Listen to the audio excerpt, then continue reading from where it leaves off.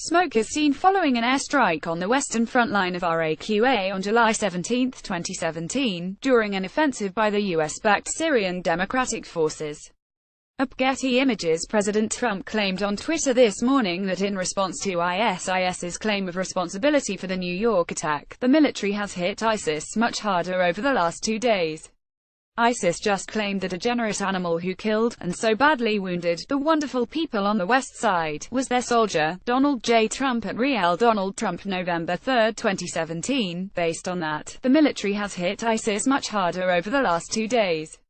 They will pay a big price for every attack on us. Donald J. Trump at Real Donald Trump, November 3, 2017. This timeline makes no sense.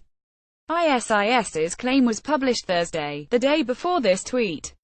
But perhaps Trump was referring to the evidence released Tuesday that Sayfullo Saipov supported ISIS. Based on what we know now, he seems unlikely to have been under direct orders from the group, despite ISIS's claim that he was one of the Caliphate soldiers. There's some precedent for this kind of instant retaliation. France bombed ISIS targets in Syria 2 days after the 2015 attacks in Paris. The thing is, there's no evidence of increased US military activity in the last 2 days.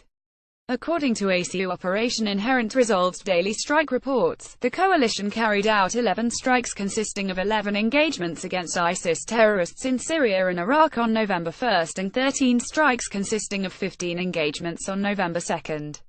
Most notably, 6 strikes were launched, destroying a bomb factory and an ISIS headquarters near Deir ez-Zor, ISIS's last remaining stronghold in Syria. Don't be misled by the word headquarters. The coalition uses the word to describe a wide variety of facilities, and they get hit pretty regularly. That number of strikes is nothing unusual, judging by the compilation of these reports published by the monitoring group Air Wars. October 31 saw 13 strikes and 18 engagements. October 25 saw 15 strikes with 25 engagements. In general, Air Wars data shows that the number of strikes was way down in October, which makes sense given the fall of Raqqa earlier this month. There's less ISIS to bomb. It is true that Iraqi forces have pushed into one of the last remaining pockets of ISIS-held territories on the Iraqi side of the border in recent days, but it's hard to imagine they were waiting for an attack in New York to do that. The Syrian government also claimed victory in the city of Deir ez-Zor, but they don't exactly take their marching orders from Trump. What about elsewhere? The most recent drone strike against ISIS in Yemen that we know of was October 25, according to New America. The last strike in Afghanistan was reported on October 29, according to the Bureau of Investigative Journalism, but probably happened several days earlier. Asked about Trump's claim, Maj. Adrian J.T. Rankin-Igalaway, a Pentagon spokesperson, told me by email, "We have, and we will continue to strike ISIS hard and often, along with Al-Qaeda and other affiliated or like-minded violent extremist organizations wherever they are globally. We are fighting and killing ISIS in operations in Iraq, Syria, Yemen, Afghanistan, Philippines, Niger, Nigeria, Somalia, the Sinai and Egypt and wherever these groups emerge.